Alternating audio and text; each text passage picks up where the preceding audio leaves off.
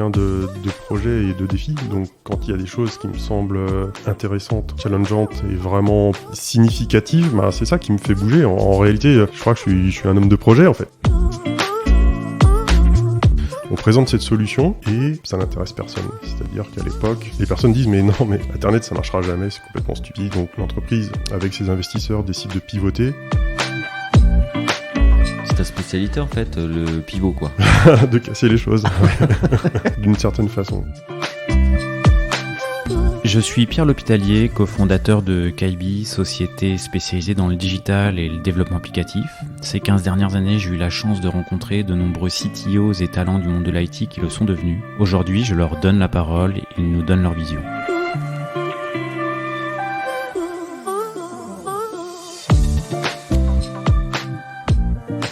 Eh bien, aujourd'hui, je suis en compagnie de Ludovic Bailly, qui est CTO et co-founder de PerfectStay. Merci Ludovic d'être venu jusqu'à nous.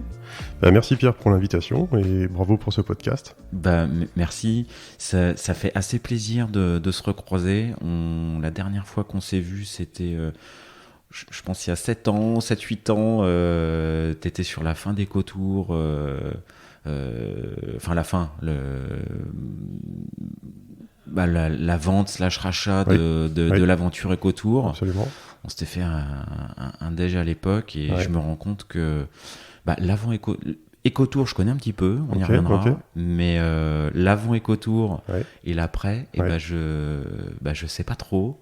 Donc ça serait avec plaisir d'en savoir un peu plus. Mais très bien, je crois que c'est quand même le tourisme, le voyage qui a guidé toute ta carrière, quoi. Absolument. Et je dirais aussi le online, puisque mon premier job, vrai. Travel Price, c'était déjà agence online. Donc je n'ai vécu que du digital, malgré on va dire ma seniorité dans l'industrie. Donc premier job, Travel Price. Premier job, c'était pas encore Travel Price, c'était les mêmes personnes que Travel Price, mais c'était à l'époque pas dans le voyage. Donc c'était une petite web agency, création de sites internet statiques. Donc moi j'ai fait un stage chez eux pour apporter le côté développement, base de données, construire des pages dynamiques. Et c'est comme ça que j'ai réalisé pour eux un site pour un club de foot à Strasbourg. Donc création des joueurs de foot, des matchs, des rencontres, pour pouvoir avoir un site où en temps réel, match après match, on puisse voir l'évolution de l'équipe et des résultats pour les fans du club. Ouais, donc là, c'est pas encore tout à fait le voyage, quoi. C'est pas encore complètement le voyage. Dans un des cofondateurs de cette société, qui lui était déjà par sa famille dans le voyage, et en fait, ils se font un parallèle en disant « Mais regarde, aux États-Unis, ils vendent des billets d'avion sur Internet. Nous, on sait déjà faire des paiements en ligne. Pourquoi on ne ferait pas la même chose en France ?» Et c'est comme ça que cette société s'est spécialisée dans le voyage.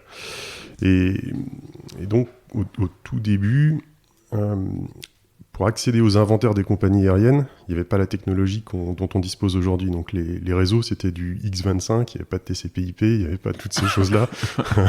Donc obligé d'installer des réseaux particuliers, du hardware particulier pour pouvoir déjà se connecter comme un terminal d'agent de réservation dans une agence de voyage traditionnelle. Tu vois, elle a un petit terminal, et elle tape ses commandes au clavier. Ouais. Pour faire des recherches de vol et des réservations. Et donc nous, ce qui a été construit à l'époque, c'est un robot qui tape les mêmes commandes que celles d'un agent de réservation. Donc le robot tape les commandes, récupère les résultats qui s'affichent à l'écran, sont parsés, transformés pour pouvoir être ensuite affichés sur une page web. Donc c'était ça le début de la vente de billets d'avion sur Internet. C'était un peu un hack des consoles utilisé par un agent de réservation. Donc il fallait quand même apprendre le métier d'agent de voyage, quelles sont les commandes tapées pour pouvoir obtenir les résultats des vols, puis ensuite les mettre en forme, les combiner, créer un tunnel de réservation et procéder à la réservation. Donc ça, c'était le début de cette entreprise avec un objectif, c'est d'aller voir les agences de voyage de quartier en leur disant regardez, c'est super, maintenant vous allez pouvoir fonctionner 24 heures sur 24, vendre vos billets d'avion à vos clients de façon automatique et sans intervention de votre part. Et on fait le salon à Topresa, qui est le salon français du tourisme. On présente cette solution et ça n'intéresse personne. C'est-à-dire qu'à l'époque, c'est les années 2000, enfin avant les années 2000 d'ailleurs, les personnes disent mais non, mais Internet ça marchera jamais, c'est complètement stupide. Ça n'intéresse personne. Ça n'intéresse personne. Il y a 2 agences de voyage, je crois, qui signent la solution et il se passe pas grand-chose en réalité, pas de réservation, pas de booking, peu de choses. Donc l'entreprise, avec ses investisseurs, décide de pivoter et de dire puisque l'industrie n'est pas encore vraiment prête pour ce genre de solution, devenez vous-même agence de voyage et vous allez utiliser votre solution pour vous-même. Et c'est ainsi que on est passé d'une solution B2B à une solution B2C, qui est née travelprice.com sur la vente de billets d'avion. Et là, grosse levée de fonds dans les années 2000, une des plus grosses d'ailleurs. La boîte, elle existait depuis combien de temps? Parce que du coup, faire un pivot, c'est assez fou comme démarche. Oui, il n'y avait pas beaucoup de personnes à cette époque-là. On était 10-15 personnes à peu près pour construire ça. Quand même. Ouais, mais bon, c'était pas non plus, tu vois, beaucoup. On était, je sais pas, 4, 5, 6 à la tech, guère plus. Les founders, quelques personnes au commerce Mais voilà. Du coup, vous lanciez une nouvelle activité qui se rajoutait à l'activité historique ou c'était vraiment un pivot qui s'opérait? Non, c'est complètement un pivot puisque l'activité historique, elle fonctionnait pas, il n'y avait pas de clients, il n'y avait rien. Donc c'était un switch complet. Et d'ailleurs, je me rappelle d'une phrase de Roland, le fondateur de TravelPrice, qui à l'époque rentre dans la pièce où il y avait les devs et nous dit bon les gars, là, votre truc, c'est pas assez rapide, ça fonctionne pas bien, ça va pas. Si en septembre, on n'a pas tout changé, tout révolutionné, je fais externaliser la tech et j'irai travailler autrement. Donc un espèce d'ultimatum. Et à ce moment-là, en fait, toute la stack était écrite avec des machines SGI, Silicon Graphics, sur une base de données Informix, enfin, tu vois, des techs qui n'étaient pas du tout prévus pour gérer des pages web. Enfin, c'était un usage. Chaque page, l'état de la page était dans la base de données. Donc ça ne pouvait pas scaler, ça ne pouvait pas monter en charge. C'était une architecture un peu étrange, on va dire. En tout cas, de l'époque, il faut remettre ça dans le contexte où il n'y avait pas les serveurs d'application, il n'y avait pas toutes les technos dont on dispose au jour d'aujourd'hui. En fait, les choix de techno étaient assez limités, assez restreints. Et limitants, quoi. Et carrément limitants. Et donc, face à ce problème, en fait, moi, j'ai réécrit complètement la partie web, user interface, en démarrant un projet en Java. Et à l'époque, Java, tu vois, ça venait tout juste de démarrer. Ça sortait des applets de Netscape pour être mis côté serveur sur des machines Linux. Il y avait déjà des premiers runtime. Et donc, j'ai recodé ça et ça a réglé tous les problèmes de performance avec un usage de base de données beaucoup plus raisonnable. Et avec un copain d'école à l'époque, lui a écrit la partie métier, c'est-à-dire accès au système de réservation. Donc ça, c'était codé en C. Lui, il l'a écrit en C++. On s'est mis un protocole de communication binaire entre les deux parce que, à nouveau, pas d'XML, pas de JSON, rien, tu vois, en termes du Corba à l'époque, ce genre de choses pour pouvoir faire communiquer des systèmes distribués. Donc en Java, il y avait déjà RMI pour pouvoir dialoguer. Tu vois, on remonte sur des choses assez basique de l'époque. Donc il y avait ça pour le Java, mais ça communiquait pas avec du C++, par exemple. Donc on avait mis en place tout un protocole. Un petit protocole pour que vous puissiez discuter. Quoi. Ouais, s'échanger les trames, les objets, et construire ce système. Et donc ça fonctionnait bien. Donc il y a eu une très grosse levée de fonds pour installer la marque TravelPrice dans les foyers français, avec notamment des spots télé, beaucoup de médias qui a été fait. Et à partir de là, il y a eu une très forte croissance de l'entreprise. C'est-à-dire qu'on est passé d'une dizaine de personnes, 20 personnes, quelque chose de très artisanal, à un système industriel.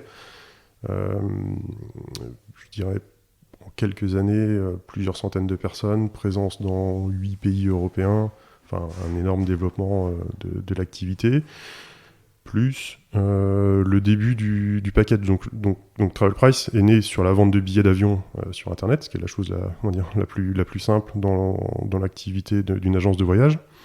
Et ensuite, on a complété avec la revente de produits de tour opérateurs. Donc à cette époque-là, tu as des tours opérateurs qui fabriquaient une offre de séjour. Donc chaque tour opérateur était spécialisé.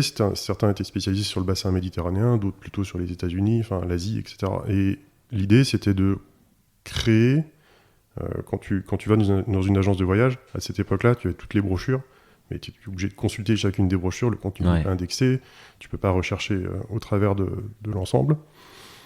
Et donc, on a aussi fait cette activité de consolider, de créer un catalogue online d'offres de voyage avec toute la partie descriptive, la partie prix. Tout ça a été saisi de façon manuelle par des équipes éditoriales.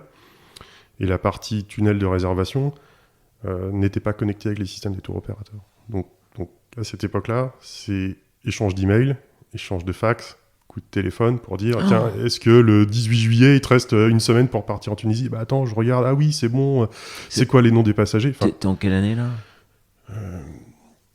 2002, 2003, dans ces années-là.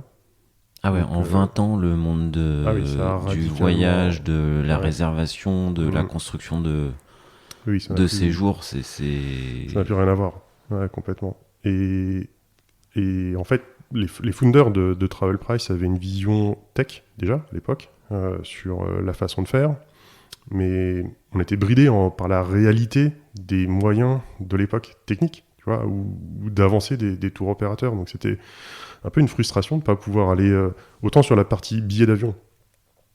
On pouvait industrialiser les choses, autant sur la partie package, pas complètement.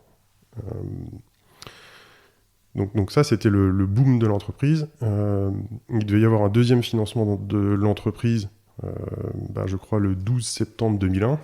Donc autant te dire qu'avec les attentats la veille, les choses ont été compliquées pour l'entreprise. Et il y a un rapprochement qui a été fait à lastminute.com. Donc lastminute.com, c'est une entreprise qui, à l'époque, était cotée sur le marché boursier de Londres, et avec une valorisation énorme. Eux avaient déjà fait l'acquisition de Dégriffe Tour quelques années auparavant, et donc font l'acquisition aussi de Travel Price et deviennent hégémoniques sur le marché français, enfin en tout cas online, avec ces deux marques qui se partageaient vraiment tout le marché, quoi. Ouais, le marché, le trafic. Donc il y a une fusion des deux entreprises qui est opérée, avec Travel Price qui vient se rajouter, mais en quelque sorte en doublon par rapport à Dégriffe Tour. C'est des entreprises organisées de la même façon, avec le même staff un peu aux mêmes endroits. Donc bon, je rationalise tout ce que je peux rationaliser d'un point de vue tech, et puis je décide de quitter l'entreprise. Ça correspond aussi à une période de transition dans ma vie de famille, avec ma femme qui était enceinte de notre premier enfant et qui s'installait aussi elle de son côté. Donc je prends un peu de temps, on s'installe et... T'as fait un break? Ouais, un petit break pour nous poser, pour nous installer, partir dans les Yvelines un peu au vert. Voilà. Et les semaines passent, je me dis bon allez, maintenant hop, il faut repartir sur quelque chose, retrouver un job et partir sur une nouvelle aventure. Et au moment où je me dis ça, donc Roland, le founder de Travel Price, me passe un petit coup de fil, il me dit bon Ludo, ouais, toi t'en es où, qu'est-ce que tu fais? Écoute, moi, avec Guillaume, donc le deuxième fondateur de Travel Price, on réfléchit, on se dit, sur la vente de billets d'avion, l'avenir est un peu compliqué, parce qu'en plus, précédemment, quand une agence de voyage distribuait un billet d'avion, il y a une commission de la part de la compagnie aérienne pour rétribuer la vente. Ouais. Et le modèle a complètement switché vers une commission zéro, c'est-à-dire tu vends un billet d'avion et la compagnie aérienne ne te rémunère plus. Mais ah ouais, pourquoi? Parce que la compagnie aérienne, et ça c'est un combat de décennies, des compagnies aériennes trouvent que la distribution leur coûte trop cher. Et donc elles favorisent la distribution en direct. Et on le retrouve encore... Quand une agence de voyage vend un billet il y a 0 commission aujourd'hui? Il y a 0 commission. Donc l'agence de voyage facture des frais. d'émissions ou de dossiers ou quoi que ce soit, mais ne va pas être rétribué pour la vente. C'est 0 commission. C'est des frais qui sont payés par le client, en fait, du coup. C'est des frais. C'est la compagnie aérienne la compagnie aérienne ne débourse rien pour la vente du billet, quoi. Non. Par contre, c'est facturé au client au bout d'un moment, quand même. Oui, l'agence de voyage doit trouver des financements, enfin des sources de revenus, et donc là, ça va être sur les prestations. Donc tu peux avoir des frais de réservation et puis aussi des produits additionnels, type une assurance sur ton séjour ou sur ton vol en cas d'annulation ou de rapatriement. Donc là, par contre, l'agence de voyage va gagner de l'argent. Et ensuite, si tu réalises des volumes très importants, tu peux quand même avoir une négociation avec les compagnies aériennes qui vont te faire une rétro-commission, mais sur des montants qui sont loin d'être les montants qu'on avait précédemment. Donc, globalement, le modèle économique, il est quand même très, très complexe sur cette activité. Donc fort de ça, plus à l'inverse, en fait, à contrario, la vente de séjour était plutôt bien rémunérée. C'est-à-dire que quand tu vends un package dans les années 2000, le tour opérateur te rétribue 15% de commission sur la vente, sur le montant total, à peu près. D'accord. Ordre de grandeur. Donc là, on se dit, il y a un potentiel de développement. C'était pas courant de pouvoir réserver un package sur Internet, donc un séjour. Et une source en tout cas quelque chose sur lequel il y a une marge et un modèle économique pour le distributeur. Et donc, Roland me dit, bon, écoute Ludo, on réfléchit, donc le vol, c'est pas possible, mais le package, on aimerait bien. Est-ce que tu penses que maintenant, on pourrait faire un système complètement automatisé pour distribuer des séjours ? Et à la fin de Travel Price, moi justement, j'avais travaillé là-dessus pour essayer d'optimiser les opérations, la vente. J'avais vraiment étudié en détail comment faire les choses. Et je lui dis, oui, il y a certains tours opérateurs qui commencent eux aussi à se dire que ça serait bien que de leur côté, ils optimisent aussi la relation avec les distributeurs. Je lui dis, écoute, je pense que c'est le bon moment, on peut y aller. Et voilà, et on se tape dans la main et on est reparti. De zéro, on se retrouve dans un petit bureau, on discute de ça. Un petit coup de fil et c'était reparti, quoi. Un petit coup de fil et c'est reparti pour un tour. Sauf que là, tu repartais pas stagiaire. Je repartais pas stagiaire, exactement. Ouais. En fait, Travel Price, t'avais pas t'avais fait un stage, mais après t'avais évolué, t'avais terminé à quel poste, quelle responsabilité? Donc j'étais en charge des études et aussi du développement. Donc un poste études et développement. Ok, t'avais grandi avec la boîte, avec le scale. Ouais, tout à fait. Ok, et donc là tu redémarres EcoTour, mais cette fois-ci... de zéro. De zéro, feuille blanche. Feuille blanche, exactement. Donc d'un point de vue technique avec Guillaume, donc tous les deux, lui plus sur la partie design, front, moi sur la partie back. On se tape dans la main et on y va, on pose les maquettes, on implémente les choses en quelques mois. Et l'été, on se dit, bon, quand même, là, on est l'été, il faut... En fait, on avait des doutes, on se disait, est-ce que le fait d'automatiser les choses, ça va fonctionner ou non ? Comment le consommateur va réagir face à cette... Est-ce qu'il y a un marché, quoi ? Oui, est-ce que le marché est prêt à réserver sans interlocuteur directement online ? On avait des vraies interrogations par rapport à ça, c'était pas gagné d'avance. Donc on se dit, ok, là, on a un premier tour opérateur connecté, qui fonctionne, on fait nos premières réservations, tests, ça fonctionne, bon, okay. On y va, on sort la carte bancaire, on va sur Google, on achète quelques mots-clés pour nous positionner et on réalise les premiers bookings, on voit que en fait ça fonctionne plutôt bien.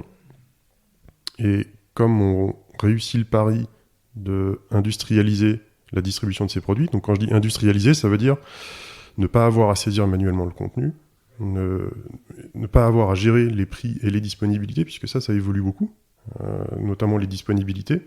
Donc en temps normal, notre opérateur t'envoie un email en te prévenant, en disant attention, telle date, il n'y a plus de disponibilité, il faut arrêter de vendre. Donc ça aussi, le fait de pouvoir recevoir la data de la part du tour opérateur, mettre à jour notre système et pouvoir proposer uniquement des choses qui soient disponibles, ça simplifie tout le process. Donc on a géré la partie contenu, la partie transactionnelle. Et donc le modèle, c'était de se dire, bon, on a 15% de commission, on va réduire notre commission, puisqu'il n'y a pas d'intervention manuelle, c'est la machine qui travaille, il n'y a pas d'agent de réservation, on va, nous, en tant qu'agence de voyage, prendre une commission que de 10%, et les 5%, on va les redonner à nos clients. C'est-à-dire qu'on a baissé tous nos prix de vente par rapport au marché. Et là, ça s'est pas très bien passé puisque le marché était pas prêt. En fait, tu as toujours un prix brochure, je sais pas, un séjour à 499 €. Ouais. Tout le monde le vendait 499 €. Et nous, on arrive et on le vend... 475, quoi. Ouais, voilà, ce genre de choses. Donc, on a été mal perçu, mal vu par le marché. Hein, puisque les gens se disaient, mais qu'est-ce qu'ils font? Ils cassent les prix, c'est n'importe quoi. Et ça a bien fonctionné. C'est qui était pas prêt, le client ou les non, les acteurs clients étaient ravis. contents? Non, les autres agences de voyage qui se disaient, oui, mais regarde, tu autorises Ecotour à vendre 475 €, mais c'est pas normal, ils doivent respecter le prix brochure. Donc tu vois, on a cassé les codes en fait dans la distribution. Parce qu'on n'a pas respecté ça. Et puis ensuite est apparu certains types de tarifs, notamment pour les promotions. Les tours opérateurs ont dit, bon, il y en a marre, on va créer donc ils vont donner le même prix de vente à chaque distributeur, et ensuite chaque distributeur gère sa marge comme il l'entend, pour éviter toutes les problématiques de discussion. Vous avez cassé les... Ouais. Vous êtes arrivé, vous avez tout pété, quoi. Oui, Okay. on a tout pété, et avec certains, ça s'est bien passé, puisqu'en fait, derrière, comme nous, on avait... En plus, vous êtes sur le marché voyage, tourisme, tout ça, c'est quand même... dès le départ, c'est un marché où les marges sont quand même... Ah oui, on est toujours sur des choses c'est très faible, ouais. Donc si t'arrives et ouais, il y en a qui n'ont pas dû être contents, quoi. Voilà, on s'est pas fait que des amis. Mais à contrario, les tours opérateurs avec qui on a fait des gros volumes, pour eux c'était aussi très intéressant puisqu'on a complètement industrialisé, donc c'était moins de travail aussi de leur côté sur des volumes significatifs. Donc finalement, les tours opérateurs et nous, on s'y retrouvait quand même dans cette équation. Ça, c'était la première chose qu'on a cassée. Et après, disons que le marché a évolué puisque les tours opérateurs ayant industrialisé la partie B2B, restait la partie B2C. Ils se sont dit, attends, si Ecotour fait un site B2C, pourquoi moi je pourrais pas aussi en faire un? En tant que tour opérateur, je suis légitime, c'est la marque, c'est la mienne. Donc ils ont investi beaucoup la partie B2C en nous faisant une concurrence directe. Nous distributeurs, eux aussi, et puis parfois des jeux pas très égalitaires, on va dire. On se battait pas avec les mêmes armes. Et donc on a réfléchi, et ça tombait aussi à une période d'explosion des compagnies low cost. Donc l'arrivée d'EasyJet, notamment. Et je me souviens des affiches où EasyJet dit Paris, Djerba, 49 €. Là où le tour opérateur, lui, il a un mode de fonctionnement qui est complètement différent. En fait, il va, au début de la saison touristique, faire un deal avec une compagnie aérienne et des hôteliers sur des capacités. Donc X chambres et X places dans l'avion, à un prix acheté à l'avance. Là où la compagnie low cost, elle est complètement en yield, elle va réguler ses prix un peu, en fonction de la demande temps réel. Donc il y a eu là une rupture entre le tour opérateur très statique et les compagnies low cost qui arrivent et qui cassent le code aussi sur la partie aérienne. Et là on se dit, mais finalement, est-ce qu'on pourrait pas pas venir péter un autre truc? Est-ce qu'on peut pas, nous, devenir tour opérateur en allant chercher un inventaire aérien qui est celui des compagnies low cost et sourcer des hôtels à destination nous-mêmes. Bon, on dit, ok, banco, on y va, on est parti. On repart pour coder un premier proto avec quelques compagnies aériennes low cost. Donc l'accès aux compagnies aériennes low cost, lui aussi, il n'était pas simple à cette époque, puisqu'il n'y avait pas d'API, pas distribué par les canaux traditionnels de distribution, puisque eux, c'était distribution directe. Venez réserver en direct sur notre site internet. Donc on a développé des robots, des scrappers, pour aller chercher la data chez EasyJet, chez Transavia, toutes ces compagnies low cost, créer des robots pour pouvoir réserver, obtenir les prix, et combiner ça avec une réservation d'hôtel, quoi. Exactement, aller chercher des inventaires hôtels. Et on a combiné tout ça. On a mélangé avec notre catalogue, et de suite, il y a eu une appétence des clients, mais incroyable. C'est-à-dire qu'en 18 mois, on a shifté complètement l'activité. On est passé d'une activité de tour operating, de distribution de tour opérateur classique. C'est ta spécialité, en fait, le pivot, quoi. De casser les choses. d'une certaine façon. Là, c'était une opportunité. On a vu cette opportunité, on l'a saisie, et elle a vraiment très très bien fonctionné. Ça nous a posé un certain nombre de difficultés. C'est-à-dire que Là où un tour opérateur propose des rotations, donc on va te dire Paris, Punta Cana, c'est une fois par semaine, le départ le samedi, puisque derrière elle s'engage sur le vol, donc elle doit remplir son vol, donc elle ne peut pas avoir une diversité de vols trop importante, sinon elle va se retrouver avec des capacités invendues. Là où la compagnie aérienne, elle vend multicanaux, elle n'a pas cette problématique de stock. Ouais. Voilà, toutes ces choses sont régulées, donc ça a permis de créer beaucoup plus de combinatoires entre des villes de départ, des destinations et des durées. C'est-à-dire que là où un séjour pour partir à Djerba, normalement c'est une semaine, eh bien nous on proposait du 5 jours, 6 jours, 8 jours, 10 jours, tu vois, des choses complètement flexibles, qui n'existaient pas en fait. Et la création de cet inventaire... Vous les premiers qui avez pu proposer ça en fait. Oui, voilà. Exactement. Et donc les consommateurs ne s'y sont pas trompés, ont bien vu que c'était beaucoup plus flexible pour eux et aussi moins cher, puisque finalement la compagnie aérienne low cost produit un siège moins cher qu'un tour opérateur. Enfin, pas systématiquement, mais dans beaucoup de cas. Et donc le fait de créer cette offre-là a vraiment révolutionné la façon de faire. Pour te donner un exemple, l'ensemble des départs de notre catalogue de tous les tours opérateurs, donc le nombre de combinaisons entre des hôtels, des dates de départ et des durées, on va dire c'était de l'ordre de quelques centaines de milliers. Là où ce que nous on a produit, c'était en millions. Donc là, c'est un changement d'échelle complet. Ça nous a d'ailleurs posé des problématiques techniques, puisque ce contenu qui bouge tout le temps, on devait l'indexer et pouvoir rechercher. Et donc en fait, il y a eu pendant plusieurs mois... on trouvait un trick technique pour pouvoir gagner 10 millions, 20 millions de prix en plus. Et puis de l'autre côté, il y avait notre système de production qui nous disait « Mais les gars, on veut ouvrir telle destination, on pense que ça va faire 50 millions de plus. » Et on avait des difficultés à pouvoir scaler la taille du catalogue. Donc on ne peut pas mettre ça dans une base de données relationnelle, c'est impossible. Le NoSQL, c'était pas possible non plus, puisque tu peux pas vraiment rechercher, enfin, tu peux rechercher que par clé, et nous, on peut rechercher par n'importe quel critère. Et... du coup, vous avez fait comment ? On a pris des solutions à base de Lucene, donc avec la couche au-dessus, Solar, qui permet d'indexer toutes les propriétés d'un document.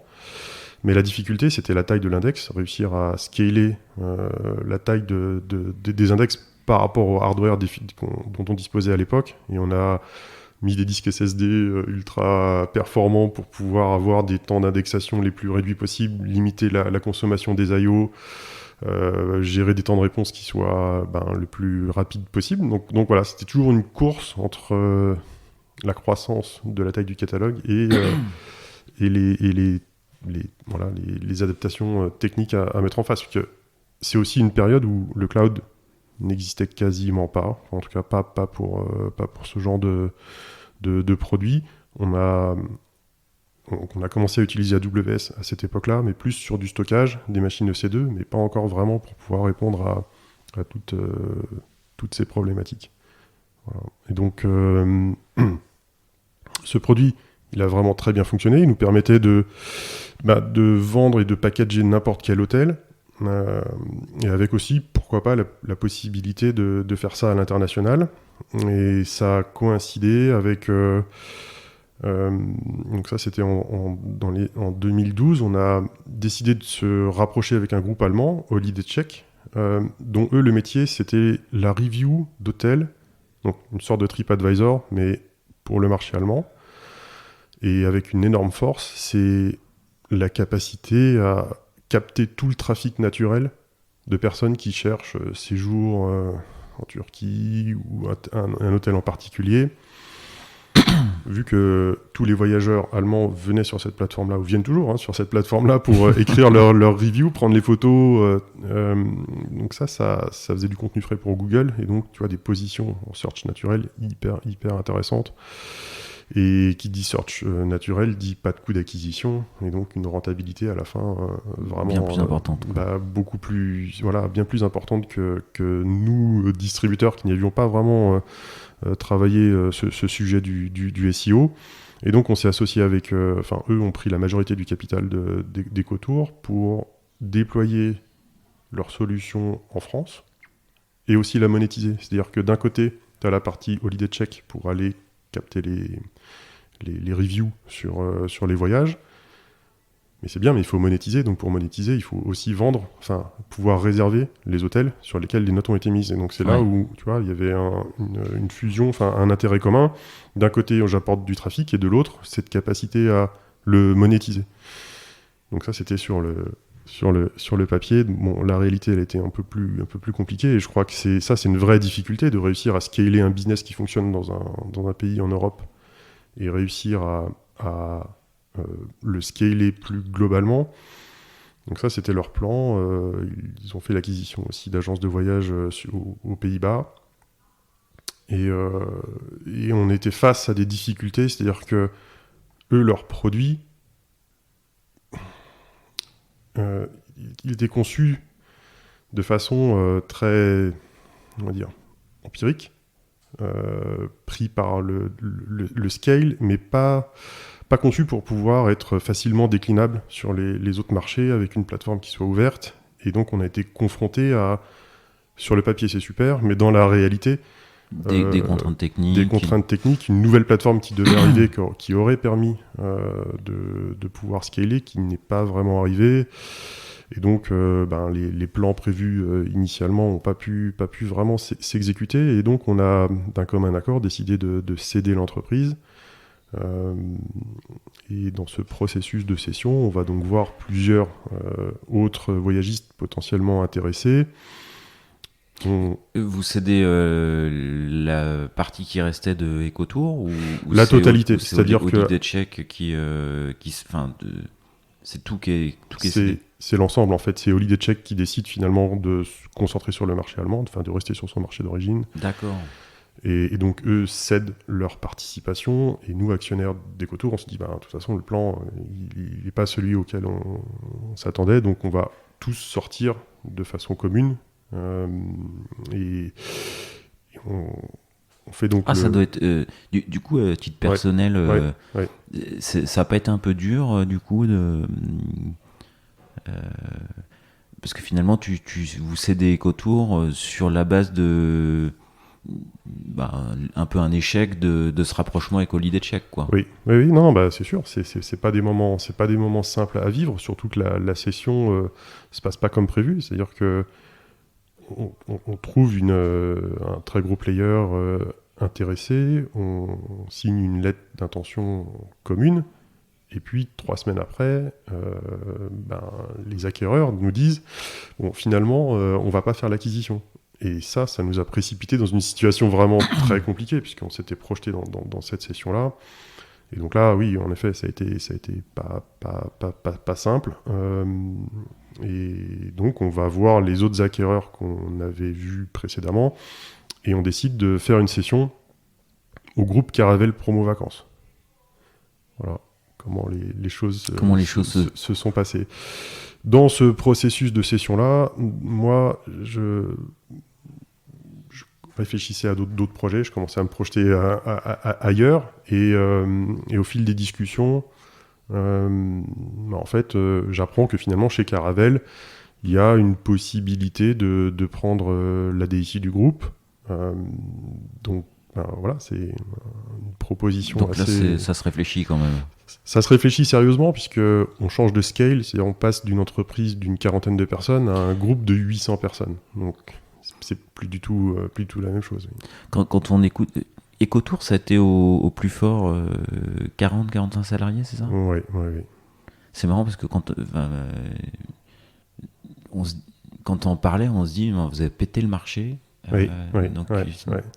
Entre guillemets, tu m'en voudras pas, mais une petite boîte de 40 personnes qui arrive et qui secoue tout le secteur du tourisme d'un coup, ça a dû faire drôle, quoi. On a l'impression que vous êtes plus grand, quoi, tu vois. En fait, oui, ça c'était un de nos points forts, c'est d'avoir une équipe tech très, très bien, avec une grosse capacité à délivrer et à pouvoir s'adapter, construire de nouveaux produits très, très rapidement. Donc on avait une très forte agilité, et je pense que ça nous a créé aussi des soucis quand on est arrivé chez Promo Vacances, puisque en fait, à l'inverse, donc tu vois, on était une 10-15 personnes à la tech chez EcoTour. C'est fou. C'est assez incroyable. Ce que 15 personnes ont pu faire sur un secteur entier, quoi. Et à l'inverse, chez Promo Vacances, donc tu as une équipe tech de 100 personnes. Donc tu vois, le rapport est pas du tout le même. Et quand eux nous ont vus... Enfin, il y a eu plusieurs périodes. Il y a eu déjà, quand on a fait la première étape qui était la connectivité avec les tours opérateurs. Déjà ça n'existait pas. Et donc ça a forcément entraîné les autres players à vouloir faire la même chose. Et ensuite, sur cette partie de tour opérateur dynamique, là aussi, si tu veux, on a appris par le passé que les équipes de Promo Vacances se sont fait un peu secouer en disant « Non mais les gars, il y a 15 mecs à côté qui réussissent à faire le truc, nous on est 100, mais qu'est-ce que vous faites ?» Et en fait, quand on est arrivé, on a compris qu'il y avait une équipe qui s'est construite pour développer cette partie dynamique, et ils ont travaillé mais vraiment énormément pour rattraper ce retard, mais aussi dans un environnement plus gros, plus complexe que celui d'EcoTour. Donc tu vois, EcoTour, finalement, t'es 15, mais t'as toute la latitude pour faire la décision, elle est immédiate, tu vois, il n'y a pas de... Il n'y a pas de legacy, il n'y a pas d'inertie, alors que quand tu es dans un groupe comme celui de Promo Vacances, mine de rien, tu as un système existant à faire tourner, l'architecture est pas simple et tu dois shifter complètement vers quelque chose de nouveau. Donc c'était pas simple pour les équipes, et du coup aussi, l'intégration du staff EcoTour au sein de Caravelle, c'était une culture à intégrer, quoi. C'était une culture à intégrer, et puis une défiance naturelle, tu vois, des équipes Promo Vacances, alors que c'est eux qui rachètent. Ils sont dans une posture un peu de méfiance par rapport à l'acquisition. T'avais conscience de cette difficulté-là avant de prendre le... Enfin, tu l'anticipais ? Tu la connaissais ? Alors, donc j'avais fait plusieurs journées chez Promo Vacances pour voir un peu leur système d'information, la façon dont les choses fonctionnaient. Tu vois, on nous avait présenté le système, donc ça, j'en avais conscience, j'avais confiance. Oui, des difficultés, puisque c'était un peu un choc des deux mondes. D'un côté, un système simple, et de l'autre côté, un système quand même assez complexe, et des équipes qui ont œuvré pendant des mois et des mois et des mois et des mois pour réussir à obtenir une certaine stabilité dans la plateforme. Et tu vois, quand toutes les équipes ont œuvré pour atteindre un résultat et que toi tu arrives en challengeant, en disant on va peut-être casser les choses, tu vois, enfin pas casser justement, mais quand t'as le système de tour opérateur dynamique qui est celui d'EcoTour, qui est plus avancé d'un point de vue technique et fonctionnel que celui que Caravelle a développé, et qu'à un moment donné, tu dois prendre la décision de se dire, je viens d'acheter EcoTour notamment pour sa tech, qu'est-ce que je fais, tu vois ? Et ça, les équipes chez Promo Vacances avaient commencé à anticiper en se disant comment on va pouvoir faire les choses, mais avec un plan pour conserver leur système, bien sûr, et pas intégrer un système tiers. Et on a dû arbitrer ça. Donc c'est le DG de l'entreprise qui a réuni tout le monde dans son bureau en disant bon alors les gars, qu'est-ce qu'on fait ? Mais quelque part l'histoire malheureusement elle était un peu écrite voilà, à l'avance. Donc la décision c'était de dire on va prendre tous les fonctionnalités, le savoir-faire, les principes, tous les avantages qu'on a pu développer chez EcoTour, et on va les implémenter dans la plateforme Promo Vacances. Donc c'est ce choix-là qui a été retenu.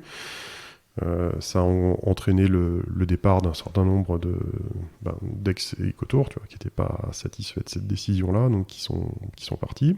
Et pour les autres, eh bien, j'ai fait tout mon possible pour les accompagner et les positionner dans des postes qui soient à la hauteur de leur niveau et de ce que eux attendaient de la fusion, puisque c'était aussi une opportunité pour eux d'être dans une tech plus grande, de prendre des postes à plus haute responsabilité, avec aussi du management plus important.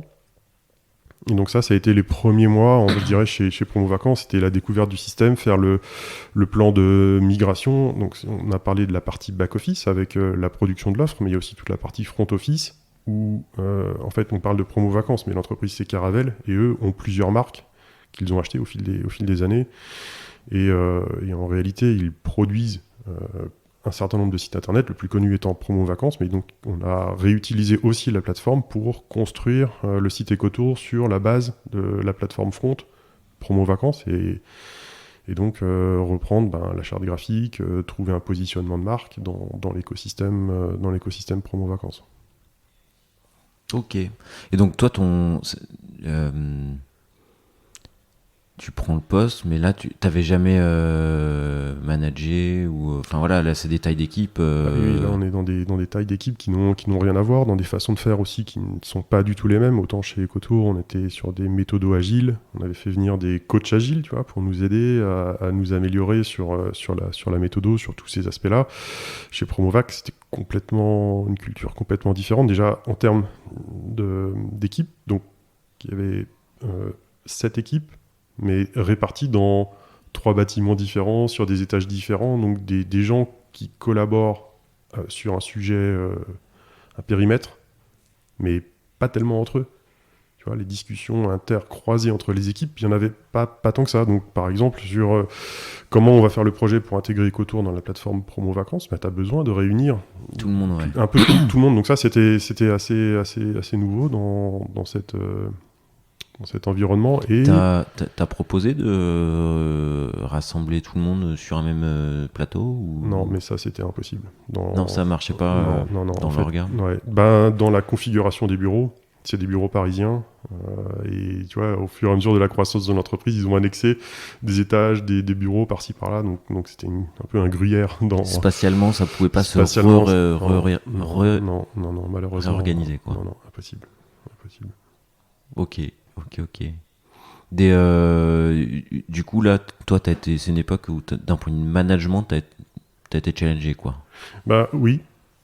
Aussi sur la partie RH, donc l'intégration du staff Ecotour, ça a été quelque chose, et honnêtement, la transition à ce niveau-là a été un peu rude, parce que il y avait des choses qui étaient actées à l'avance, enfin qu'on m'a vendu comme étant actées, qui ne l'étaient pas dans la réalité. Et donc quand moi j'ai commencé à positionner des personnes, ça a créé des conflits, et on a dû faire des arbitrages. Il y a aussi, je disais, il y a des personnes d'Ecotour qui ont quitté l'entreprise, mais c'était l'inverse aussi, c'est-à-dire que quelques personnes de Promo Vacances qui n'étaient pas supposées prendre la responsabilité d'une équipe complète. Et donc, quand on dit, il va se passer ça, tu réunis les personnes en disant, voilà la nouvelle organisation, mais attends, normalement, le poste il était prévu pour telle personne. Et moi, on m'avait dit que c'était l'inverse. Donc, tu te retrouves quand même dans des situations un peu compliquées, d'un point de vue ressources humaines. Et alors, ensuite, je pense que quand Promo Vacances décide de racheter Ecotour, ça se passe sur quand même un temps assez important, je sais pas, je dirais 2 mois au minimum, ou 3 mois, tu vois, avant que les choses se vraiment concrétisent. Et pendant ces 3 mois, je pense que l'ancien DSI, sachant que potentiellement, lui aussi, il avait des volontés de départ, mais c'était pas encore complètement acté, tu vois, il avait mis c'était un peu en roue libre, on va dire, sur la partie ressources humaines. Il y a plein de choses qui étaient mise de côté en attendant ce rachat.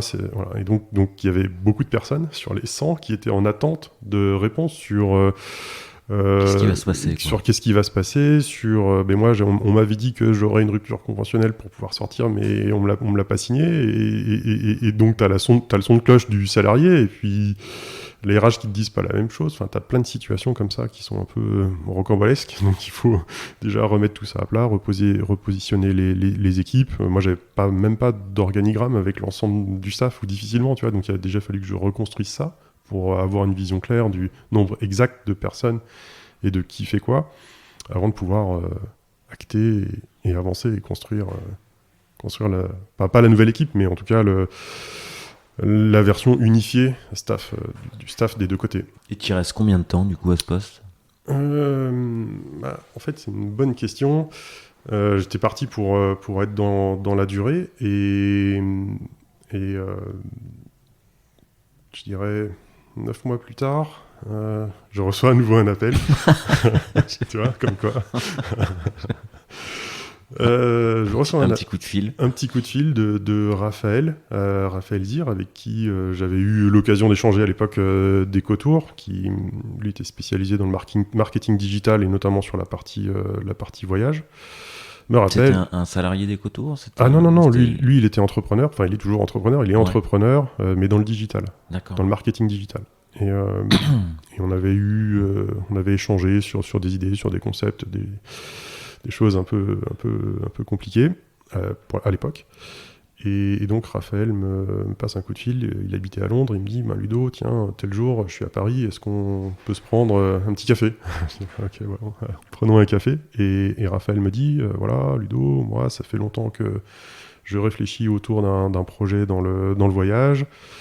Et voilà, ce qu'on souhaiterait faire, c'est appliquer le principe des ventes privées pour le compte de grandes marques, donc des marques fortes, à forte notoriété et audience, pouvoir proposer des voyages sous forme de vente flash. Et en prenant l'exemple, il me dit, voilà, tu vois, moi j'ai fait tout le marketing digital d'Emirates, et si tu regardes leur communication, les emails qu'eux envoient, c'est pas du tout inspirationnel, c'est toujours les vols pour aller à Dubaï ou à Maurice, mais ça fait pas vraiment rêver, et on doit pouvoir proposer des services de vente flash à ces acteurs-là. Et donc on parle de pré-package, enfin de tour opérateur dynamique, ce qu'on avait fait par le passé, de positionnement B2B, donc qui règle la problématique de comment j'ai une audience, comment je me fais une audience. Construire une marque de zéro, c'est quand même quelque chose d'extrêmement complexe. Il y a un petit ticket d'entrée, quoi. Voilà, si tu as quelques dizaines de millions, tu peux le faire, sinon bonne chance. Donc en réglant ça, en se disant on veut faire un projet qui soit à l'international, et aussi, Raphaël me dit, dans les personnes qui sont intéressées par ce projet-là, on est tous seniors, on a tous maintenant une expérience dans le milieu professionnel, donc si on quitte tous nos jobs, c'est vraiment pour se donner une ambition forte et faire quelque chose qui soit le plus gros possible. Voilà. Après, on se dit ça et il faut l'exécuter, il faut le faire, mais au moins avoir l'intention de se dire l'ambition pour se dire, voilà, on veut faire quelque chose de gros, quelque chose qui soit européen. On se dit, il n'y a pas de tour opérateur dynamique qui soit hégémonique sur le marché européen. Le mode de vente flash, il est très puissant. Essayons d'aller adresser ça, en fait. Et donc, moi, j'ai trouvé le challenge, le défi, l'idée qui résonnait pas mal avec des choses que justement, tu vois, tu parlais de frustration chez EcoTour. Quelque part, ce projet-là, c'était aussi un moyen d'essayer d'y mettre un terme. Et donc, je dis à Raph, écoute, voilà, il va falloir réfléchir un peu parce que là, tu me poses un sacré problème. Donc, je réfléchis de mon côté. Je décide de partir avec eux pour faire cette aventure. Et donc, je quitte Promo Vacances en fin 2015 et début 2016. On se retrouve à 4 founders. Du coup, c'est quoi les moteurs? C'est l'envie d'entreprendre, c'est l'envie de remettre les mains dans le cambouis, la lassitude de finalement gérer plus de RH que de technique sur un gros poste. C'est quoi qui te décide à quitter un beau poste, belle responsabilité pour te remettre en risque sur un projet comme ça? En fait, moi, je crois que je suis quelqu'un de projet et de défi. Donc, quand il y a des choses qui me semblent intéressantes, challengeantes et vraiment significatives, c'est ça qui me fait bouger. En réalité, je crois que je suis un homme de projet, en fait. Donc, t'aimes bien aller péter des trucs, quoi. S'il y a des opportunités, des défis tech à faire, voilà, ça j'aime bien. Et construire de zéro quelque chose, tu vois, faire sortir de terre un produit, voilà, c'est des choses qui pour moi sont presque naturelles. J'ai toujours fait ça, en fait. Tu vois, on est revenu à l'époque Travel Price, mais même avant Travel Price, tu vois, quand j'étais étudiant ou même dans mes stages, j'ai toujours fait énormément de projets, construire des choses de zéro. Donc voilà, j'aime en fait ça, en fait, construire des choses. Donc ça l'a emporté, quoi. Ça l'a emporté avec parce que c'est aussi une question, je crois, Dom, qui a fait balancer aussi la décision, puisque donc il y avait Raphaël Zir dont je t'ai parlé, il y avait Laurent Curichet qui lui est directeur général qui a été directeur général de Last Minute, puis directeur général de Last Minute en Europe, et qui était chez Pierre et Vacances avant de décider de rejoindre, de créer ensemble, et aussi Stéphane Libre, qui lui a eu tout un passé dans le tour operating, mais le côté sourcing. Donc aller chercher des produits à destination, créer des équipes de production, ça c'est son savoir-faire. Et quand Laurent a pris la DG de Last Minute en Europe, Stéphane lui était DG de Last Minute France. Et donc on a tous démissionné de notre job pour repartir de zéro, et avec 4 personnes extrêmement complémentaires dans leur...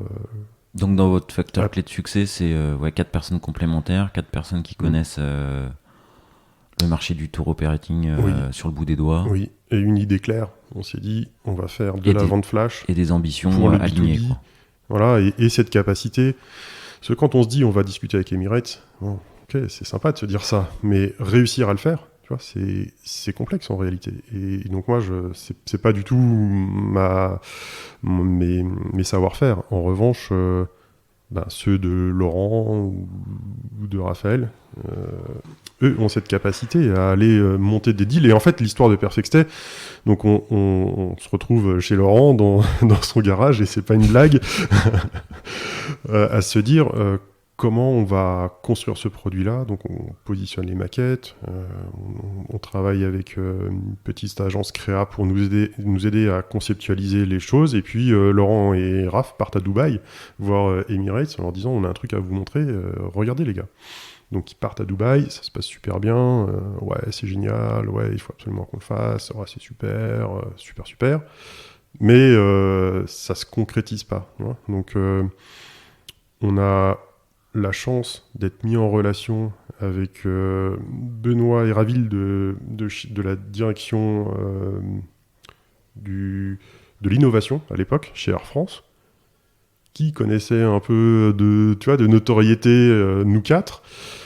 Il nous dit ah bah ouais c'est super les gars ce que vous faites, ah mais c'est bien, ah bah ouais ce serait super qu'on fasse ça pour Air France, bah on y va, voilà. Tu vois, quasiment très rapidement en fait. Donc nous on a passé 1 an à construire le produit, donc toute l'année 2016 ça a été une année où on a construit le produit, on est parti de zéro, et dans cette construction du produit on a fait aussi des choix, on a fait des choix importants au départ de Perfectstay. Déjà on a d'un commun accord décidé de pouvoir investir jusqu'à 1 million d'euros au capital de l'entreprise, et sur cette somme de durer le plus longtemps possible avant d'aller chercher des financements externes pour créer le plus de valeur possible avant d'être dilué. Et donc on a C'est fort comme choix ça. Hein. Oui, c'est des choix qui sont vraiment très forts, et là aussi il faut une vision claire sur la façon de où est-ce que tu veux faire la différence dans un premier temps. Et nous, la différence, on a voulu la faire sur l'expérience utilisateur, la partie notamment mobile, et d'un point de vue tech, ça s'est traduit par, en 2016, le choix de partir sur une stack en React. Donc tu vois, c'était très très très novateur à cette époque-là. Il y avait vraiment... React, ça démarrait. Ouais, React, ça démarrait. Redux, c'était même pas sorti, ou à peine, ou tout juste, tu vois. L'écosystème, il était vraiment naissant, mais cette capacité à pouvoir faire des sites internet qui se ressemblent plus à une application que vraiment à un site où tu cliques, tu reloads quasiment la page en entier.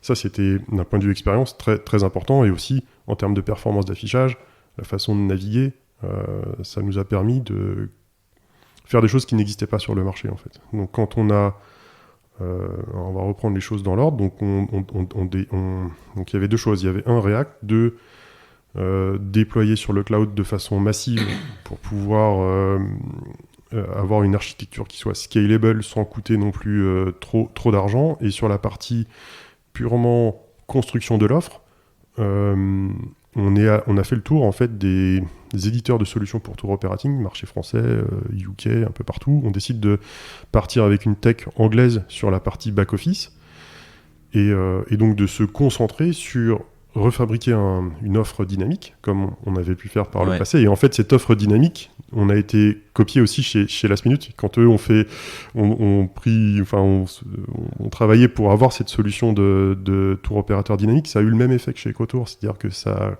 a complètement cannibalisé les tours opérateurs traditionnels. Donc on a dû refaire notre solution. Et donc ça, c'est moi, je m'y suis collé. Tu vois. J'ai ressorti mon éditeur et en Go, j'ai posé toute la stack pour construire cette offre-là, créer les API pour pouvoir rechercher, réserver. Et ça aussi, c'était un élément assez clé, c'est de pouvoir se reposer sur un back-office tiers, ouvert, avec le plus d'API possible, pour que nous, on puisse avoir la flexibilité de construire le produit qu'on souhaitait. Et l'ouverture, elle était même assez importante, puisque on a réussi à avoir un accès SQL à la base, donc pour pouvoir extraire la donnée, la mettre en forme comme on voulait nous, et pouvoir continuer à se concentrer que sur la partie tour opérateur dynamique et front, sans avoir tout le reste à implémenter, qui est extrêmement lourd en fait. Donc tu vois, le choix là, il a été de se dire, ok, prenons tout ce qui existe sur le marché et ne construisons que notre différenciation, nous, en interne. Et finalement, sur ce fameux 1 million d'euros, la principale difficulté, je dirais, au départ, c'était de trouver des produits. Puisqu'on part de rien, on fait 0 booking, et on va voir des hôtels en leur disant hey, « les gars, regardez, on va faire des ventes flash, on va envoyer beaucoup de trafic sur vos offres, et ça va être super, on va exposer, donc proposez-nous un super tarif, et nous, on va l'exposer de façon massive. » Sauf que c'est faux, puisqu'on n'a pas de trafic à l'époque. Donc tu vois, donc ça a été complexe. On a eu pendant longtemps, en fait, ça a été compliqué d'avoir un catalogue suffisamment important, puisque on est en vente flash, les produits durent 15 jours. Donc tous les 15 jours, tu te remets en question. En fait, tu repars de la feuille blanche sur la création de ton offre. Donc ça a été complexe. Donc on a étoffé les équipes de production pour pouvoir avoir un site au global qui soit fonctionnel. Et donc on arrive à créer ça fin 2016. Début 2017, on a donc ce premier client Air France, et on met en route la collection Air France. Air France nous dit, nous on a X millions d'abonnés dans notre base, on va envoyer un email à nos abonnés en leur disant, voilà c'est super, regardez maintenant, nouveau service, la collection Air France, des ventes flash, moins 70% pour des séjours exceptionnels. Ils shootent la newsletter. Dans les 3 minutes qui suivent, en fait, notre système back-office qui prend vraiment les devis commence à surchauffer. Donc, heureusement, on avait déployé ça sur AWS, donc on change la taille de l'instance. On remet ça en route. Laurent avait Benoît de l'autre côté avec tout le staff Air France en disant mais qu'est-ce qui se passe, pourquoi votre truc il fonctionne pas, tu vois, le doute qui s'installe quelque part chez Air France en se disant mais attends là ça se trouve les mecs c'est des rigolos, ils m'ont promis un truc mais ça marche pas. Bon bref, on change la taille de l'instance, on accepte le trafic, tout va bien, et à partir de là ça a été game changer, puisque à partir du moment où on a shooté cette newsletter, les choses se sont accélérées, les bookings là pour le coup ont commencé à tomber de façon significative. 500 000 € la première semaine. Voilà. Pour donner un chiffre. Donc c'était assez incroyable, avec un panier moyen très élevé, et aussi, tu vois, la bonne surprise, c'est le média mobile qui a bien fonctionné.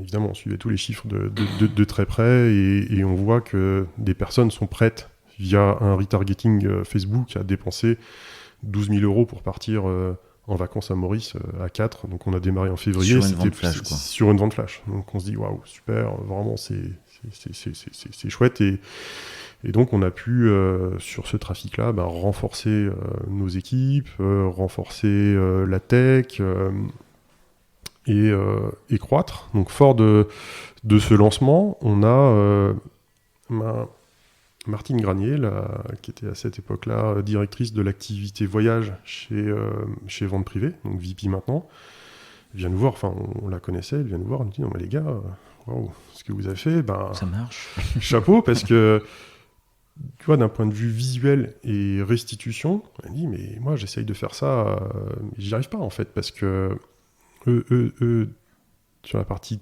tech travel, C'est peut-être un éditeur français qui leur fait la solution, mais c'est une solution qui est la même pour l'ensemble des acteurs du marché, et tu vois, qui évolue pas aussi vite. Donc nous, on est arrivé à quand même une rupture sur la partie design et aussi sur la gestion des images en mettant un peu de pub pour Cloudinary, un CDN dédié pour les images, mais c'est important puisque nous, le visuel dans le voyage, c'est clé. Donc si tu veux mettre des beaux visuels, mais aussi avoir des temps de chargement qui soient optimales, tu as besoin d'avoir des poids d'image qui soient vraiment optimisés. Donc eux ont une solution assez incroyable pour faire ça.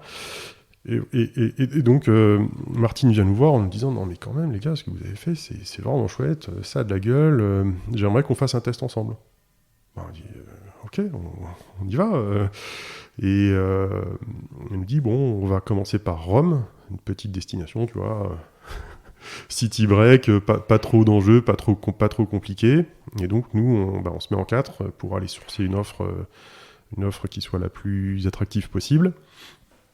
Et on démarre avec VP. Et chez eux, les ventes durent une dizaine de jours. Bon, à la fin des 10 jours, je crois, on fait 120 000 € quelque chose comme ça sur la vente.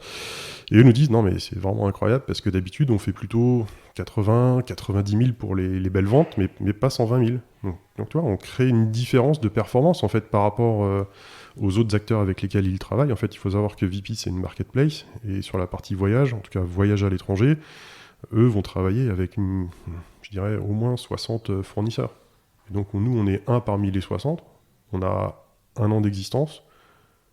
Et on cartonne la vente sur Rome. Bon, alors, VP, ils en ont vu d'autres. Hein. Ils se disent, bon, c'est peut-être un accident. il faut transformer l'essai. Il faut vérifier si réellement le gap de performance se maintient sur d'autres types de ventes. Donc là, ils nous donnent une vente Caraïbes, donc c'est une vente où tu as plusieurs destinations, donc on y va, on source les hôtels, on lance le truc, et à nouveau, on surperforme par rapport à l'ensemble, par rapport à leur KPI habituel. Et donc fort de là, le nombre de ventes que nous confient augmente, et on prend une position, on va dire, assez importante chez VP, qui se consolide dans le temps, et qui nous donne une assiette de business encore plus importante. Et donc, en 2018, on fait une levée de fonds de 15 millions € pour accélérer ce modèle et le déployer de façon plus globale, et notamment à l'international, pour aller répliquer ce qu'on fait avec les acteurs. Donc 2018, là pour le coup, c'est un gros changement. Puisque côté tech, jusqu'en juin 2018, on n'était que 2. Donc il y avait Titi, notre développeur senior front, et puis moi sur la partie back, et rien d'autre en fait. Tu vois, donc pendant 2 ans, t'étais... au four et au moulin sur tous les sujets.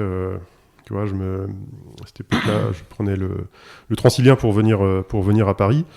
On va dire dans les 40 minutes de trajet à l'aller le matin et au retour le soir, c'était des moments où j'étais seul, le casque sur les oreilles, avec toujours un petit challenge d'un truc à coder. Je me dis, voilà, t'as 40 minutes devant toi, y a telle problématique à régler, voilà, t'as 40 minutes, il faut régler le truc.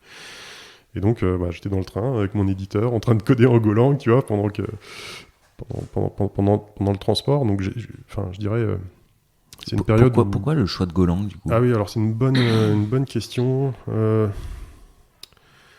En fait, j'avais envie de voir aussi d'autres choses, donc la stack Java, j'avais fait un peu le tour de ça, et puis ça me semblait pas forcément super bien adapté pour la partie cloud.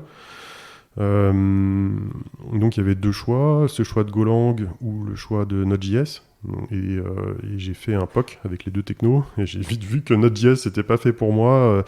Pas typé, notamment pas typé, et puis toute cette partie asynchrone, je trouve que ça, c'était pas assez... Ça t'allait pas, quoi. Ouais, ça m'allait pas, ça me convenait pas, c'était pas assez carré pour moi, pour la partie back. Et à l'inverse, je fais les tests en Go, extrêmement performant, facile à déployer, c'est un binaire, tu le prends et il se déploie tout seul, tu vois, t'as pas cette complexité d'embarquer des libs, tout un tas de trucs, c'est juste un exécutable. Un langage qui est super simple, qui permet aussi avec les Go routines, d'avoir une exécution de choses, de process en parallèle, vraiment assez simple. Et en fait, il faut savoir que quand un client fait un devis pour un voyage, En réalité, derrière, nous, on lance peut-être 20 ou 30 Go routines, parce qu'on va interroger les compagnies aériennes d'une certaine façon, on va interroger en fait énormément de sources, et on doit recombiner tout ça en un seul résultat. Donc c'était assez adapté à ça. Et ça a coïncidé aussi avec le début du serverless côté AWS, donc c'est arrivé en 2016. Et l'avantage du binaire, c'est que pour la partie cold start, il démarre très rapidement. Donc t'as pas non plus tout le problème de Java qui doit démarrer, Spring, toutes les stacks et tout ça, ça peut prendre un temps assez élevé à l'époque, en tout cas. Donc Go, ça m'a semblé le bon choix pour faire toute cette partie vraiment back API, déployée dans le cloud. Et ensuite, on a aussi suivi... Donc, le serverless, ça a commencé en 2016 chez AWS. Donc, on a tout de suite utilisé ces technos-là. Et on a d'ailleurs des petites anecdotes à ce sujet. On était assez en avance sur l'usage de cette techno. Et donc, notre stack front, elle, en revanche, elle est écrite en JS. Donc, quand on compile notre code, le code JS, on va le compiler. En fait, notre app React, on la compile en deux versions. Une version pour le navigateur, donc où on va découper, faire des chunks JS les plus petits possibles pour avoir de la web perf. Et à l'inverse, côté serveur, ça va être un énorme JS qui contient tout pour que son exécution soit, en fait, que la VM puisse tout compiler et être optimale en temps de réponse.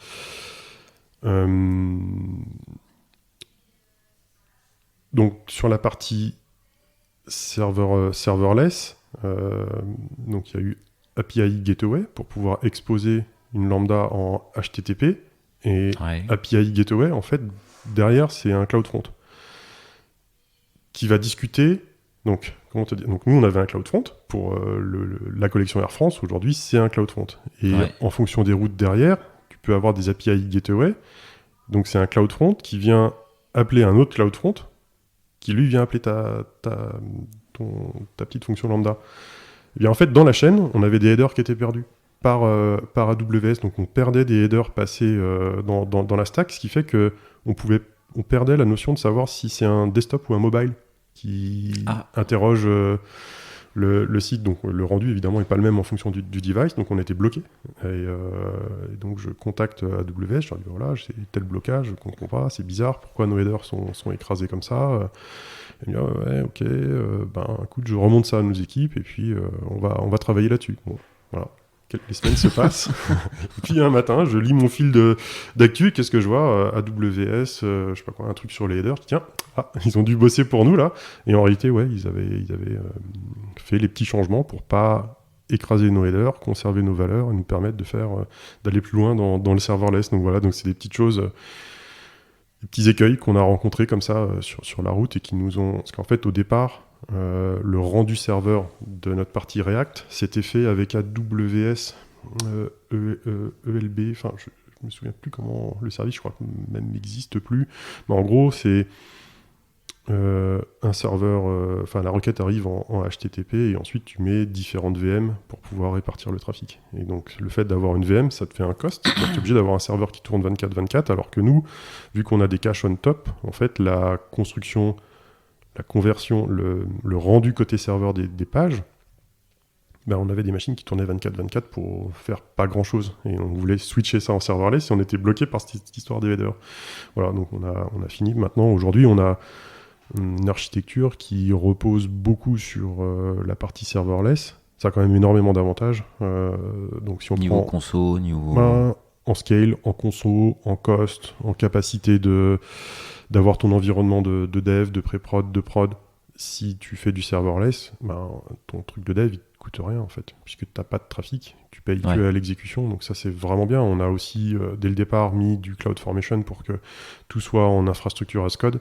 Donc on a une nouvelle marque à implémenter, on va créer un nouveau compte AWS de zéro qu'on va rattacher à notre compte parent, et sur ce compte vide, on va déployer l'infrastructure avec du CloudFormation, déployer tous nos microservices, et de cette façon-là, on a une isolation complète des données. On est B2B, on a beaucoup de clients, et donc on ne veut pas que les données de Air France soient mélangées avec celles de Emirates, par exemple. Donc on isole complètement les infras, Et le serverless, pour ça, c'est vraiment, vraiment idéal. Exemple, nos bases membres. Quand le marketing fait une campagne d'acquisition, qu'on va avoir beaucoup de trafic, beaucoup de personnes qui vont s'inscrire, on s'en fiche en fait. Tant mieux s'il y en a beaucoup, mais si t'as pas de trafic, ça te coûte rien, et ça c'est vraiment, vraiment appréciable. Donc, et on voit que ça s'est déployé au début juste des fonctions lambda, et puis maintenant la base de données peut être serverless, donc DynamoDB, Aurora, tout ce genre de produits te permet de scaler très simplement. Ouais, donc t'as serverless à fond. Ouais, serverless à fond, React à fond, Golang aussi pour toute la partie vraiment core tour operating. Pas de problématique pour recruter sur Golang, parce que du coup c'est quand même une communauté qui est... Oui. Si tu avais pris Node.js, c'est une communauté qui est un petit peu plus large, étoffée. Ouais, non, c'est vrai, c'est une bonne question. Bon, je dirais que de façon générale, le recrutement est compliqué. Oui. Voilà. Après, la partie Golang, peut-être un peu plus, mais en fait, on s'est aperçu que des développeurs qui ont une expérience en Java ou finalement, si tu as 5 ans d'expérience, passer à Go, ça se fait vraiment très facilement, très simplement. Donc, on va pas forcément recruter des personnes qui ont une expérience en Go. On peut aussi recruter une personne qui n'a pas d'expérience en Go et la faire monter en Go à partir du moment où la personne elle a envie de découvrir un nouvel univers. Et on a même une équipe data, eux ils sont Python. La compétence Go, toi c'est pas c'est pas ton filtre. Non. Ton filtre c'est l'attractivité justement par la techno quoi. Oui, c'est le profil avant et la motivation. Ouais, exactement, avant les compétences et aussi la façon de réfléchir. En fait, on a au cours de l'histoire de Perfectstay, donc les premiers recrutements, c'est en fait des personnes avec qui on avait construit la tech aussi chez Ecotour, qui ont décidé de rejoindre quand nous on a lancé des offres d'emploi pour des rôles d'engineering manager. Eux ont décidé de postuler, de venir et de prendre les jobs. Donc c'est des gens que je connaissais de totale confiance, avec qui on a travaillé pendant presque 10 ans ensemble. Et donc ça, c'était le premier cercle. Ensuite, on a dû recruter des personnes, bien sûr, qu'on ne connaissait pas.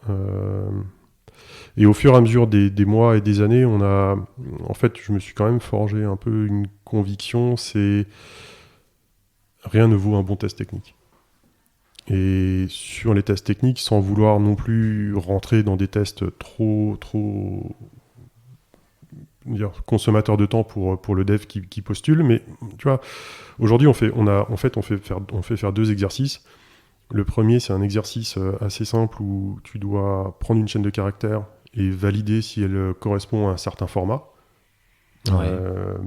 Et donc ça, c'est un exo qu'on file, quel que soit le langage. Que tu viennes pour postuler pour faire un job plutôt data, donc plutôt Python, ou plutôt Go, ou plutôt JavaScript, on va donner le même exercice et on va voir la façon dont les personnes adressent l'exercice, quoi. Exactement. Et là, on s'aperçoit que tu as des gens qui vont être très synthétiques, qui vont t'écrire un code très lisible en quelques lignes, et puis d'autres qui vont partir dans des trucs un peu alambiqués, en créant des structures de données qui n'ont pas lieu d'être, tu vois, qui vont complexifier le truc pour rien, en fait. Donc ça, tu vois déjà un peu la façon dont... Et ça, c'est un exercice vraiment qui prend 1 heure à coder, en fait, tu vois. Et déjà, ça te donne une idée sur à qui tu as affaire.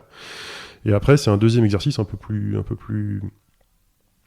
complet et qui va dépendre à nouveau de l'équipe pour laquelle le job est ouvert. Donc si c'est du data, ça va être des plus data, plus API. Si c'est du front, on a un petit exo où tu appelles une API et tu dois mettre en forme. Donc c'est une API qui te renvoie des films. Tu dois créer une page liste avec tous les films, une page détail quand tu cliques sur un film, un petit moteur de recherche. Et il n'y a pas trop de guidelines sur la partie design. C'est-à-dire que donc tu veux savoir si le mec a une petite appétence design. Exactement. En fait, là aussi, c'est assez révélateur, puisque tu as certaines personnes qui vont te faire un design très basique, et puis tu en as d'autres qui veulent un truc beau, quoi. Qui veulent un truc beau, et donc le dernier dev qu'on a recruté comme ça, dans son code, il nous a fait un copier-coller de Amazon Vidéo. Tu te dis, mais le gars, il nous a fait Prime Vidéo. Et c'était super chouette, quoi. Tu vois, donc là, tu vois si... Parce que ça, c'est un point qui est important. Nous, on est B2C, donc on s'adresse au consommateur final. Et on doit être pixel perfect. Et la user experience, la UI, c'est évidemment très important pour nous. Donc si tu as un développeur front qui, tu vois, n'est pas forcément sensible à ça, bah, tu vas te créer des problèmes, parce qu'à chaque fois, il va coder son interface, elle ne sera pas forcément pixel perfect, et quand ça va passer côté UX, en recette, ça va se voir. Ah oui, ça va se voir, et ça va créer des allers-retours. Il y avait également quelque chose que tu me disais, levée de fonds 2018 Oui, tout à l'heure. Oui. Et dans la timeline aussi, puis vu votre business, 2020, c'est la cata. Ouais, Covid, tout ça, enfin c'est quoi là ouais. Souvent le Covid, ça a eu des impacts sur le télétravail, tout ça, mais enfin vous sur votre business, le tourisme, c'était fou, quoi. Oui, ça, alors donc déjà sur les habitudes de travail, enfin en fait chez Perfectstay, on n'avait pas de desktop, tout le monde avait un ordi portable, et tout le monde était déjà mobile, et on avait déjà cette culture de bouger et de pas forcément être tous au même endroit avec des ordis, etc. Donc on y était un peu préparé. Enfin, on n'a pas eu cette problématique de on peut pas bosser parce qu'on n'a pas de quoi bosser. Donc ça heureusement, on n'a pas eu ça. En revanche, évidemment, là, ça a été très très très compliqué, puisque 2019, on était sur une dynamique de croissance très forte. On anticipait en 2020 aussi une croissance, enfin les premiers mois, janvier, février 2020 étaient exceptionnels d'un point de vue activité. Et quand tu dois manager une équipe, une entreprise qui est en forte croissance comme ça, tu anticipes le staff pour le business à venir. C'est-à-dire, parce que si le business arrive et que tu n'as pas le staff pour l'exécuter, tu ne peux pas faire ta croissance. Et donc nous, on était dans une dynamique de croissance. Donc, en ayant déjà recruté les personnes pour faire le business de 2020, et mars 2020, on avait préparé notre nouvelle levée de fonds. Voilà, on était en mars, on voit le virus arriver en Italie, on se dit, il y a quand même peu de raisons que ça... Vous avez levé en mars 2020, du coup ? Non, on n'est pas sorti du tout. En fait, notre deck était prêt, tout était prêt, on avait les premiers rendez-vous chez les fonds, et on a tout annulé. Vous avez tout stoppé, quoi. On a tout stoppé, on a tout arrêté. Et ensuite, on s'est fait... Il y a eu plusieurs phases, en fait, dans cette crise. La première, c'était la fermeture des aéroports, tout simplement... qui s'est faite de façon progressive, avec 2 impacts. Le premier, c'est qu'on avait des clients partout dans le monde. On est tour opérateur, on est responsable de nos clients, on doit les rapatrier, on doit faire en sorte qu'ils reviennent en France. Donc déjà, il faut les contacter, ce qui est pas... on a leur numéro de téléphone, on a tout ça, mais c'est pas forcément simple de prendre contact avec tous nos clients partout dans le monde, donc on doit tous les contacter pour eux réserver des billets, trouver des solutions de retour. Avec, parfois, on se dit, c'est bon, ils vont pouvoir rentrer dans 48 heures, mais dans les 48 heures, t'as un autre aéroport qui s'est fermé, donc le vol qui était prévu peut faire ça. Le merdier. Un cauchemar opérationnel pour faire revenir tout le monde, première étape.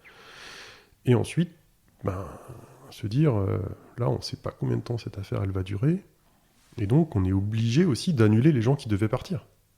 Tu vois, donc rapatrier tout le monde, annuler les gens qui devaient partir, et annuler les gens qui doivent partir, en fait, dans le voyage, on a tout automatisé pour prendre des réservations, mais rien pour annuler at scale, tu vois. Nous, on était en croissance, on était sur des sujets de croissance, pas sur des sujets d'optimisation de process opérationnels jusqu'à, je dirais, fine-tuner l'annulation, qui est en réalité un process extrêmement compliqué, qui dépend d'énormément de facteurs. Sur un package, quand tu as plein de prestations...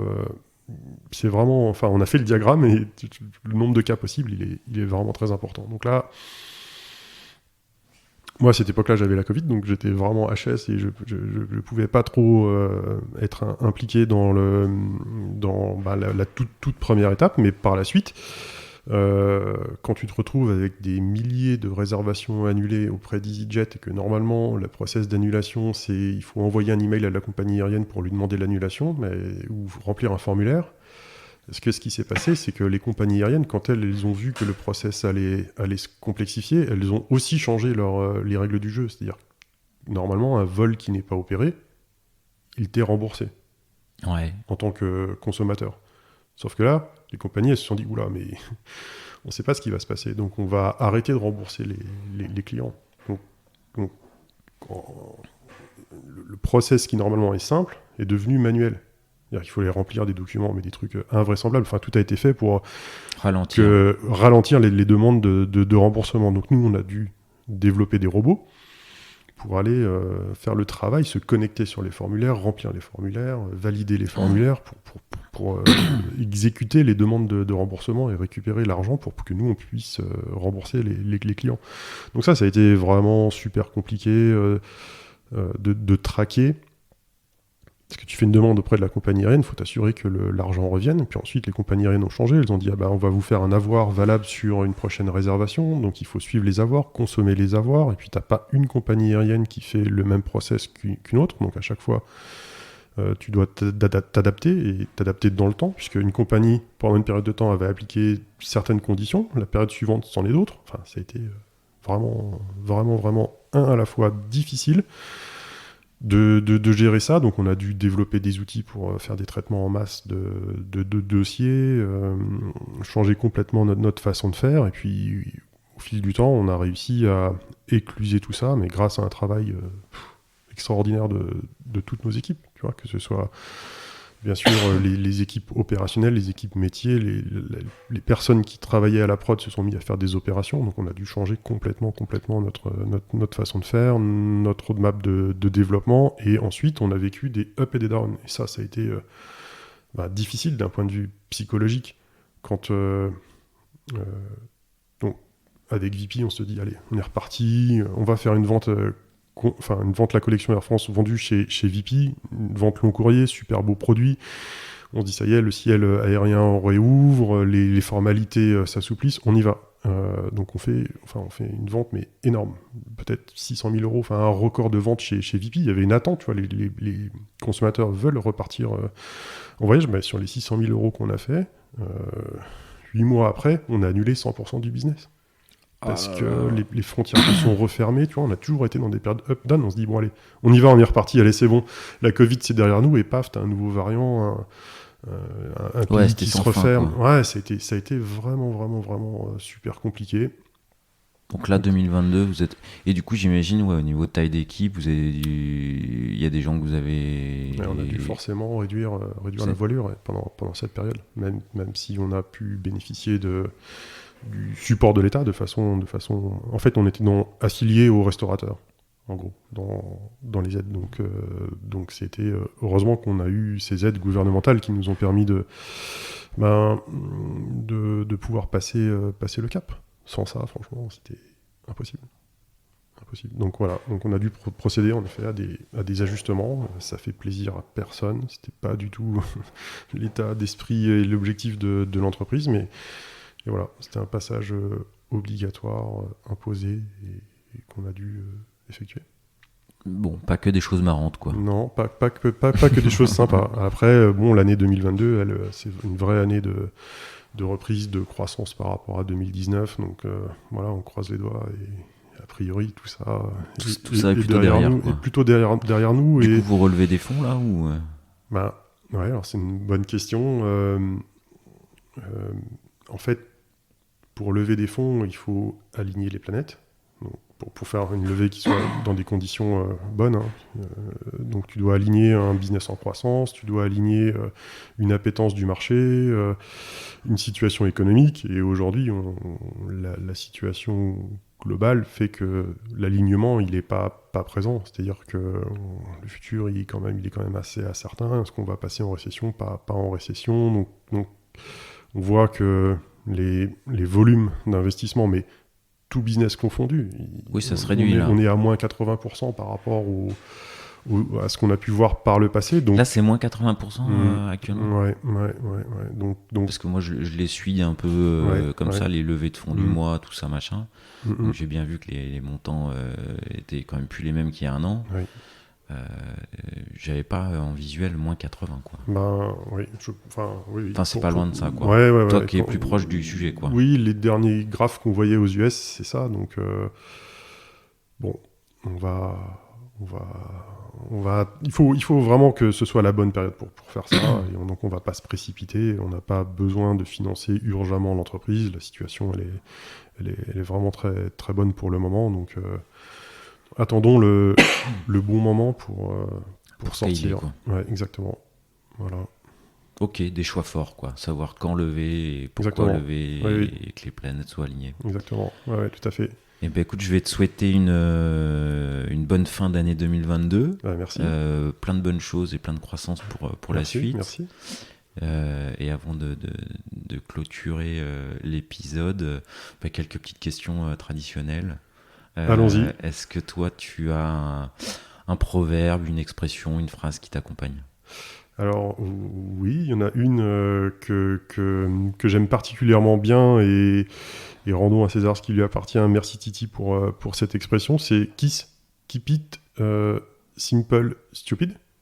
Donc ne complexifions pas ce qui n'a pas lieu de l'être. Bon, ça renvoie à ce que tu attends de l'exercice dont tu parlais tout à l'heure. Oui, c'est un peu ça. Quelque chose de le code, simple et pas trop alambiqué, quoi. Exactement, dans le code, mais aussi dans le fonctionnel.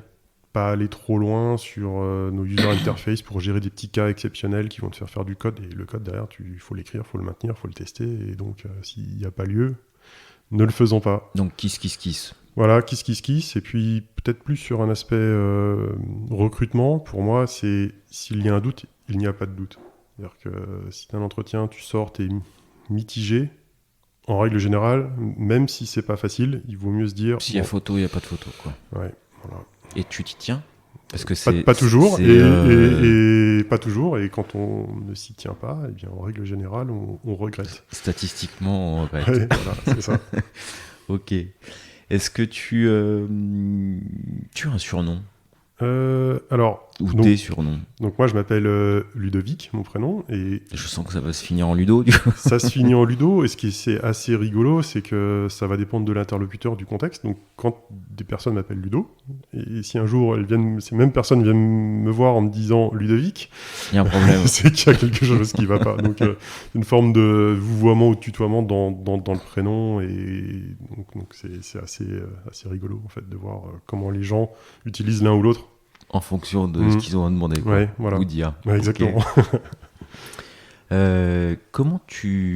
Est-ce que, de par l'échange qu'on a eu là, tu donnerais quoi comme titre à l'épisode ? C'est une bonne question. Je dirais, je sais pas, voyage au cœur de la tech ? Ou quelque chose comme ça ? Pas mal. Ouais. Je t'aurais proposé 20 ans de voyage. Oui, bien aussi. Quelque chose comme ça, quoi. Ouais, très bien. Avec voyage dans le titre. Ouais, voilà. Ouais. Je pense que ça matche bien.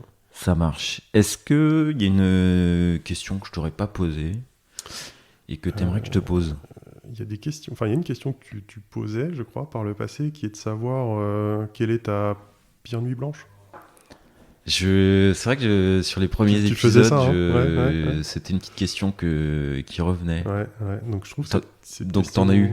Ouais, j'en ai eu plusieurs et il y en a qui sont, on va dire, positives, d'autres négatives.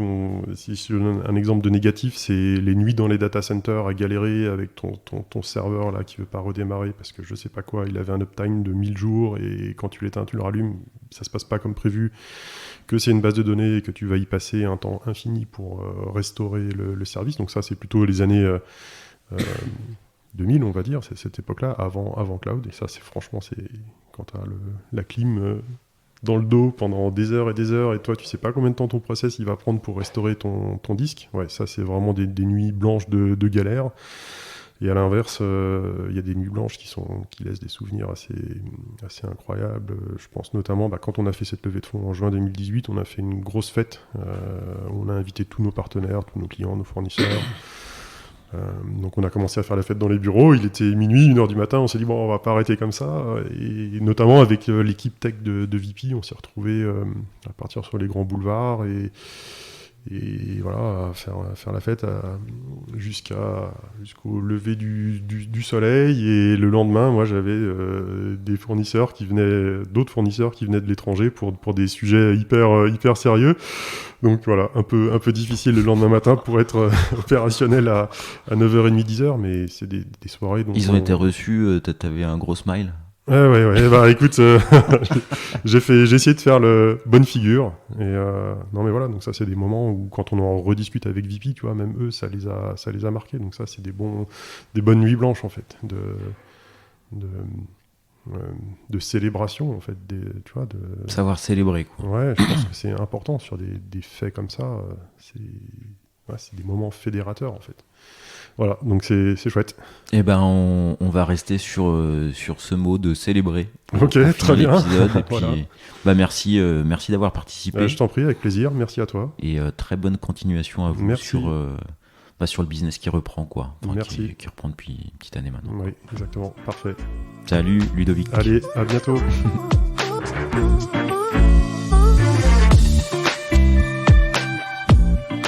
L'épisode est terminé, j'espère qu'il vous a plu, et si c'est le cas, c'est le moment de prendre 2 ou 3 secondes de plus pour 2 ou 3 clics. Un petit clic pour un pouce bleu, ou un petit clic pour un partage aux copains, ou un petit clic pour vous abonner et ne pas rater le prochain épisode. À très bientôt.